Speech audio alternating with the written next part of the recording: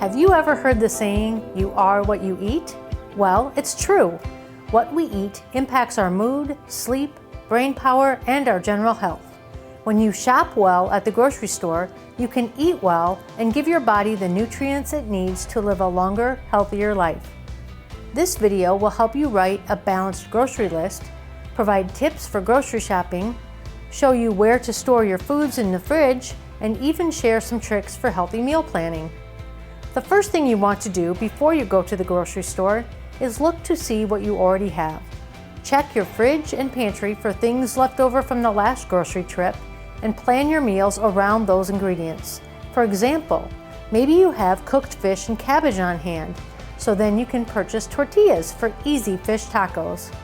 By making a list in advance, you can prevent food waste and save money. A great way to plan your shopping and plan meals is to use MyPlate.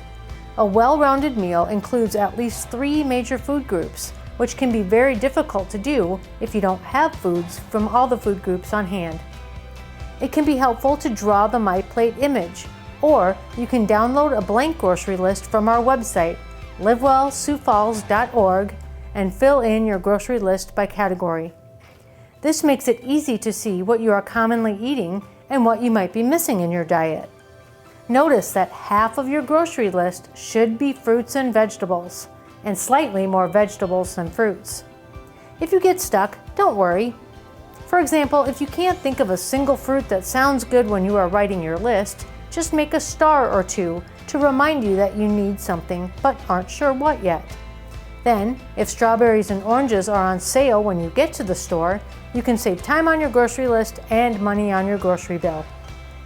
If you don't write paper grocery lists and prefer to use an electronic device, simply type each of the food groups as a category heading and fill in appropriately.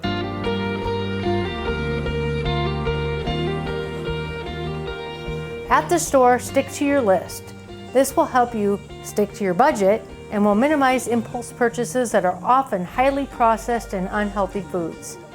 There are many benefits to choosing fresh, frozen, and canned foods.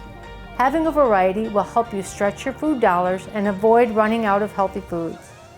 Having a variety of perishable and non-perishable foods makes healthy meals easy without the need for running to the grocery store every few days. It's important to keep serving sizes in mind as you shop and prepare your meals.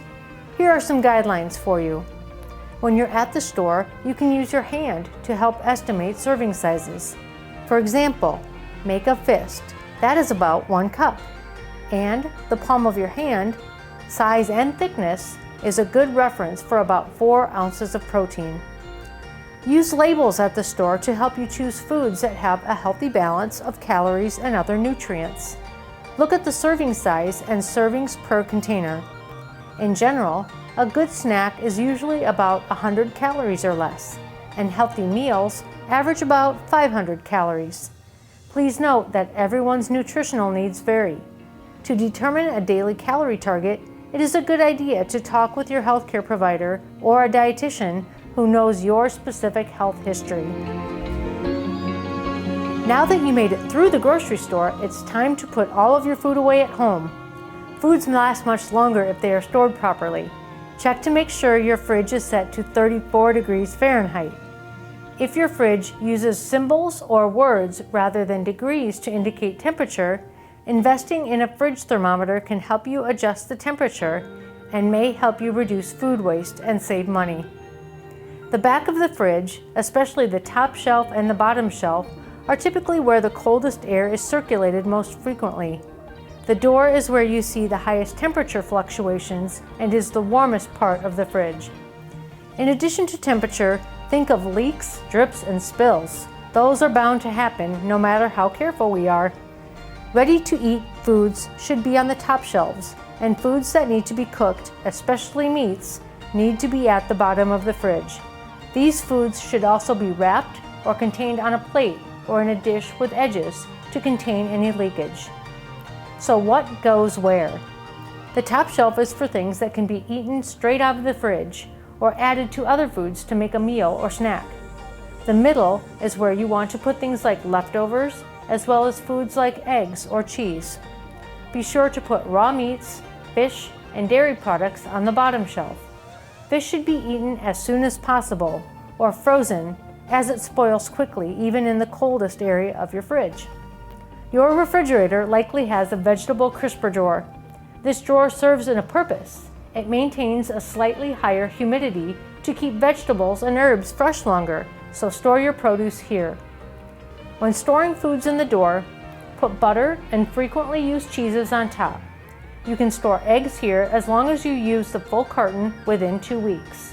Otherwise, they will keep fresher if they are stored on the fridge shelves to be kept colder. The middle shelf of the door is the warmest part of the fridge with the most temperature fluctuations. This is the spot for frequently used condiments like ketchup, barbecue sauce, mustard, salad dressing, jelly, or syrup. Finally, the bottom shelf of the door is a good spot for beverages used every day, like milk and dairy alternatives, chilled water, fruit juices, and canned beverages. By simply having healthy foods at home, you increase the chances that you and your family will eat a balanced diet. Just be sure that you use your highly perishable foods first so they don't go bad, things like berries and fish. Then, you can incorporate frozen and canned items into your meals without worrying about spoiling food. Meal planning is easy when you refer back to My Plate and pick 3 items from different categories. Think about your meals. If you often have fruit and dairy for breakfast, try emphasizing vegetables, protein, and whole grains for lunch. Or, if you rarely have dairy with meals, yogurt or a cheese stick may be a great snack to add balance to your day. This is a lot of information, but don't be overwhelmed. Start by just picking one thing and practice that until you are comfortable. Making a small, consistent change is far more beneficial than making many large changes and overwhelming yourself for a short period of time. And if you have questions, feel free to contact us through our website at livewellsiouxfalls.org.